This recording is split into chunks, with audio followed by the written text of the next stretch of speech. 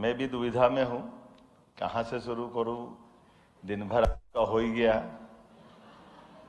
हिसाब लगा रहा हूँ जाते जाते कितनी देर तक आपको और ये आनंद से अवगत करूँ।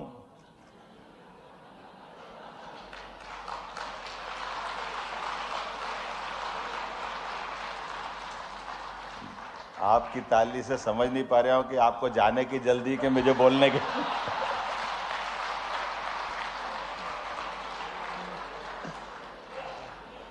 अब मैं खड़ा हूं, इसका आनंद है कि आपको जाने का आनंद है, मेरे बोलने का आनंद है कि आपको सुनने का आनंद है।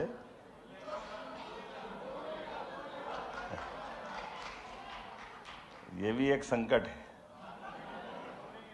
हम जिस विषय की गंभीरता को दिन भर से महसूस कर रहे हैं, पंच महाभूत का वर्णन भी आज दिन में हुआ होगा।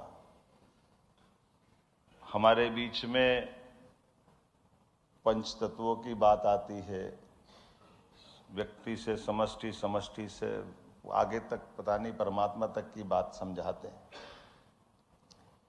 लेकिन कुछ चीजें हैं, जैसे हम देखते हैं कि सूर्य देवता को जलने का आनंद है, वो तिल तिल करके जल रहे हैं, लेकिन हमको जीवन दे रहे हैं। उनके कष्ट से हमको आनंद मिल रहा है, वो हमको परमात्मा के रूप में सामने दिखाई देते हैं। हवा को बगैर न हमें दिखे बिना जीवन देने का सुख है। हमारे यहाँ जाने अनजाने ऋषि मुनि एक शब्द आता है। अब ऋषि मुनि को समझे तो क्या ध्यान में आएगा? तो मुनि वो जो बगैर परिवार बसाए अपना जीवन मनुष्य के नाते से साधना के पथ से निकल करके साधक बन के जीवन पूरा करते हैं। और ऋषि वो जो गृहस्थी तो बसाते हैं, लेकिन वो इस आनंद के मार्ग पे चलते हुए पूरा जीवन जीते हैं। वो अपने जीवन में सभी चीजें पाते भी हैं तो भी परमात्मा के नाम पर वो जीवन भर कष्ट में भी सुख का आनंद महसूस करके अपने जीवन की यात्रा पूरी करते हैं। तो गृहस्थ जीवन में भी आनंद का मार्ग हमारे लिए एक तरह से ऋषियों के मार्ग से आता है, जो गृहस्थ जीवन से आता है। अब गृहस्थ की स्केल अगर अपन देखें कि हम अपनी गृहस्थी के जीवन के विविध पड़ावों का स्टेप अगर निकालेंगे तो स्टेप कैसे निकलेगी? हमारे जो रिश्ते बनते हैं, हमारा जन्म तो परमात्मा ने इस पिंड का जन्म एक ही बार होता है, और जिस बार जन्म हो गया उसके बाद से लेकर के उसका जो नियत समय है अर्थात मृत्यु का समय, तो मृत्यु की ओर निरंतर हम सब दौड़ रहे हैं। जो यहाँ बैठा है वो कोई उससे बचने वाला नहीं। लेकिन कमाल ये कि कोई मानने को तैयार नहीं, ये तो आज मरा, मैं तो बच गया, भगवान ने बचाया। ये समझता ही नहीं कि वो कब तक बचने वाला है, कौन किसको बचाएगा, कौन कहाँ तक बचेगा, कैसे कौन बचेगा।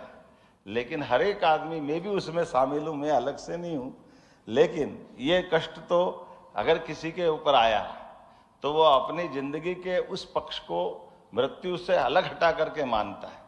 और जब हम उनके पक्ष की तरफ से अंदर से देखें कि हमारे रिश्ते बनते हैं, तो रिश्तों को सरल भाषा में समझाने के लिए छोटे से स्केल में समझाएं कि हमारी गृहस्थी के अंदर आप में से कमोवेश सबके साथ वही संबंध जुड़ेगा कि हमारे नाती पोते, अर्थात हम अपने दादा दादी के साथ, नाना नानी के साथ अधिकतम 25 साल जी सकते हैं, उससे आगे ना पीछे, 2-1 साल ऊपर नीचे हो सकता होगा।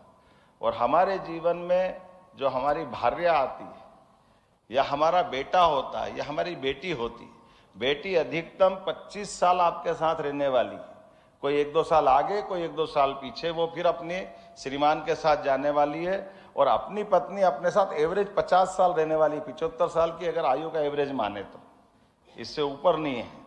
तो एवरेज पत्नी भी 50 साल तक रहने वाली है। बेटा आपके साथ आया तो वो अपनी पत्नी के साथ उसको 50 साल जीना, लेकिन आपको दादा दादी बनने तक फिर 25 साल अपने नाती पोते के साथ समय निकालना। तो जो आपसे जुड़ा है, आखिरकार सबका समय आज जुड़ा है, वो कल तक जुड़ेगा, कल के बाद परसों तक, वो वापस आप जहां से आए वहीं तक उसी स्थिति में रहने वाले, उससे आगे ना पीछे। हमारे ये सारे रिश्ते नातों का इस स्केल के बाहर कोई जाने वाला नहीं, इसके सब अंदर ही रहेंगे। आप सब हिसाब लगा के डरना मत, मैं तो मेरी बात ऐसे ही कह रहा हूं आपको आनंद में डुबाने के लिए। लेकिन आपने सबके हमारे समझने के लिए कुछ उदाहरण से आपको बात करूंगा। हमारे यहाँ उदाहरण में हमारे दुर्भाग्य से धर्म के अंदर भी बहुत सारी बातें होती हैं, कथा कहानियाँ भी होती है, कथाओं के माध्यम से कथानक कहे जाते हैं, लेकिन कथानक के अंदर के मर्म को समझने में हम कभी कभी जो मूल विषय जिस पे जाना चाहिए, जिस पे भक्ति भावना से बात हो जाती है, तो दूसरे पात्रों की अपनी भूमिका कम हो जाती। जैसे एक पात्र की भूमिका मैं बताना चाहूँगा।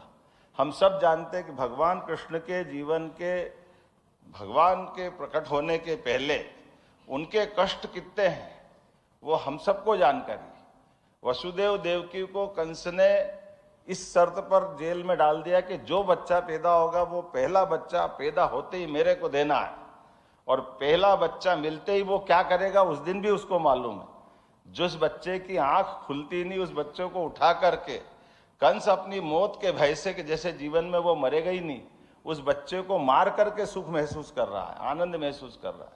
और माँ बाप इस उम्मीद से अगले बच्चे की तरफ वापस बढ़ रहा है कि आज नहीं तो कल इसको मेरी संतान से मरना, तो मुझे उस मार्ग पे चलते चलते कभी कल्पना करो कैसे होगा। 1 हो गया, 2 हो गया, 3 हो गया, 4 हो गया, 7वां बच्चा तक बलराम का एक्सचेंज हुआ है।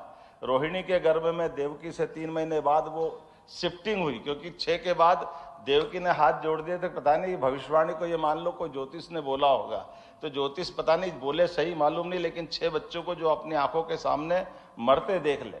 7वें में तो उसकी भी रूह कांप गई, लेकिन कोई बात नहीं, रोहिणी के रूप में चलो गर्भ गिर गया। 7वां और 8वें पे जब कहानी आती तो 8वें की कहानी हमको केवल अब आनंद की बात चल रही है। तो जो आपने हमारे पहले अभी चले गए भाई साहब, उन्हें नंद घर आनंद भयो जय कन्हैया लाल की जो शब्द बोला है, उस बात में सारी बात आ जाएगी।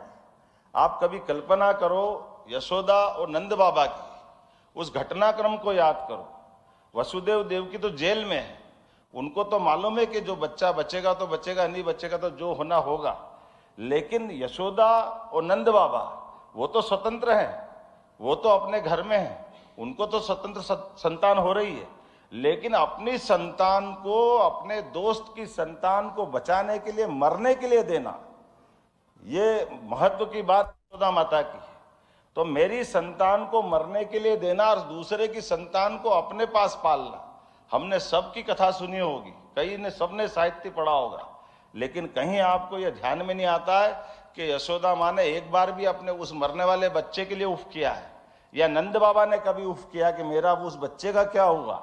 कोई जानकारी नहीं। हमको ये मालूम पड़ा कि वो कंस के हाथ से उड़ गई और ये हो गया, वो जो भी मान लो।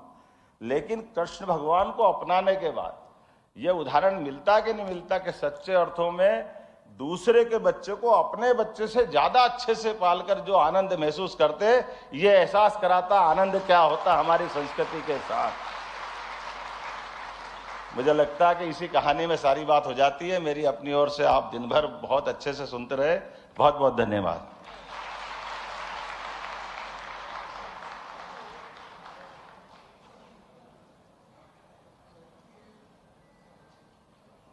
हार्दिक धन्यवाद माननीय मुख्यमंत्री महोदय। अपने उद्गार से, अपने संबोधन से इस सभागार में एक बार पुनः आनंद